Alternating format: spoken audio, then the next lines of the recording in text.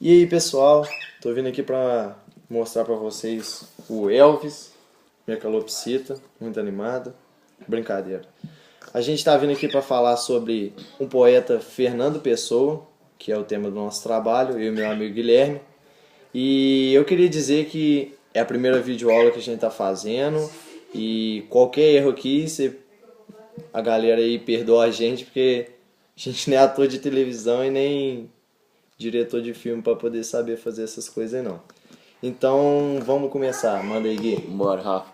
Fernando Antônio Nogueira Pessoa, mais conhecido como Fernando Pessoa, foi um poeta, filósofo e escritor português nascido em Lisboa, dia 13 de junho de 1888, e morreu em 30 de novembro de 1935, aos 47 anos. Ele era o mais universal poeta português. Sabe por quê, Gui? Sei não, fala aí, Rafa. Foi educado na África do Sul. Isso mesmo, lá na África. Numa escola católica irlandesa. E com isso, ele teve mais ligação ao idioma inglês do que com o português.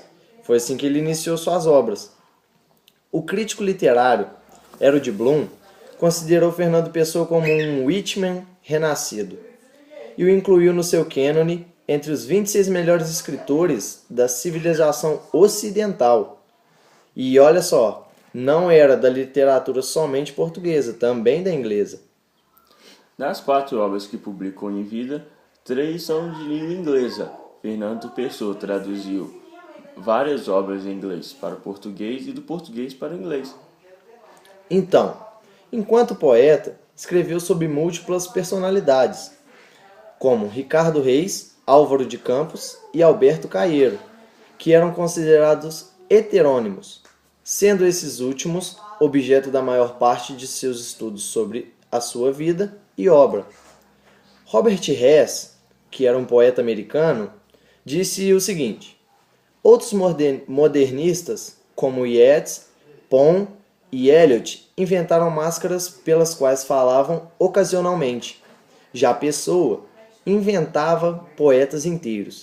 O que ele quis dizer com isso? Além dele fazer as obras dele, ele inventava um poeta para poder concretizar as suas obras.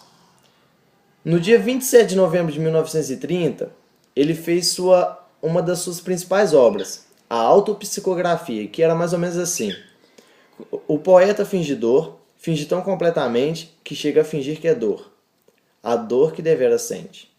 Considera-se que a grande criação estética de Pessoa foi a invenção heteronímica que atravessa toda a sua obra. Os heterônimos, diferentemente dos pseudônimos, são personalidades poéticas completas, identidades que, em princípio falsas, se tornam verdadeiras através de sua manifestação artística, própria e diversa do autor original. E, entre os heterônimos, o próprio Fernando Pessoa passou a ser chamado de ortônimo, porquanto era a personalidade original. Ou seja, galera, isso aí que o Gui acabou de explicar é que heterônimo, no começo, era uma pessoa, pode-se dizer, fictícia. Na verdade, era só da mente. Mas como era tão natural isso dentro da obra, acabava que era como se a pessoa mesmo tivesse criado. O personagem que ele fazia era como se aquele personagem fosse o dono da obra, ao invés de ser o próprio Fernando Pessoa. Através dos heterônimos, Pessoa conduziu uma profunda reflexão sobre a relação entre verdade, existência e identidade. Esse último fator possui grande notabilidade na famosa misteriosidade do poeta. Manda aí pra nós, Gui. Com uma tal falta de gente coexistível como há hoje, que pode um homem de sensibilidade fazer se não inventar os seus amigos, ou quando menos, os seus companheiros de espírito? Então, vamos lá. Agora a gente vai falar um pouquinho sobre ortônimo e os heterônimos do Fernando Pessoa.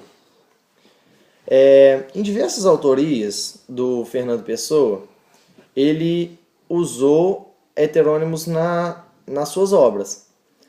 Aí ele usava seu próprio nome para assinar várias obras e heterônimos para assinar outras. Os heterônimos tinha personalidade própria e características literárias diferenciadas. Álvaro de Campos era um engenheiro português de educação inglesa. Influenciado pelo simbolismo e futurismo, apresentava um certo niilismo em suas obras. Ricardo Reis era um médico que escrevia suas obras com simetria e harmonia. O bucolismo estava presente em suas poesias. Era um defensor da monarquia e demonstrava grande interesse pela cultura latina. Alberto Caeiro, com uma formação educacional simples, apenas o primário. Este heterônimo fazia poesias de forma simples, direta e concreta. Suas obras estão reunidas em poema completos de Alberto Caeiro. Para com isso aí. Algumas obras de Fernando Pessoa. Do livro do Desassossego, ficção do interlúdio para além de outro oceano, na floresta do alinhamento. Então, a gente separou, na verdade, no mínimo 3 obras para poder falar de cada um.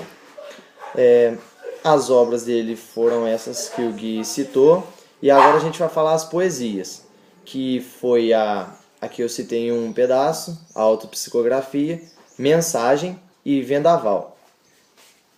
Prosas de Fernando Pessoa. Pessoa é o Fado, um depoimento de 1929, páginas íntimas e de autointerpretação, páginas de estética e de teoria e de crítica literária. As obras dos heterônimos do Fernando Pessoa vão ser citadas agora. Do Alberto Caeiro, as principais foram O Guardador de Rebanhos, Um Dia de Chuva e Todos os Dias. Obras do heterônimo Álvaro de Campos. Acaso, Lisboa, na véspera. Obras de heterônimo Ricardo Reis. A abelha, o sono é bom, nem da erva. Então, pessoal, essa aí foi a nossa videoaula. Desculpa, muito bom, não, né? Mas desculpa os erros aí. E é isso. A gente tentou explicar ao máximo aí o que a gente entendeu sobre o assunto. Agora eu vou ali tratar do Elvis, que está querendo alimentar já. E o resto do trabalho aí a gente vai poder mostrar algumas imagens e dar alguma explicação melhor sobre o autor aí. Até a próxima. Valeu, pessoal.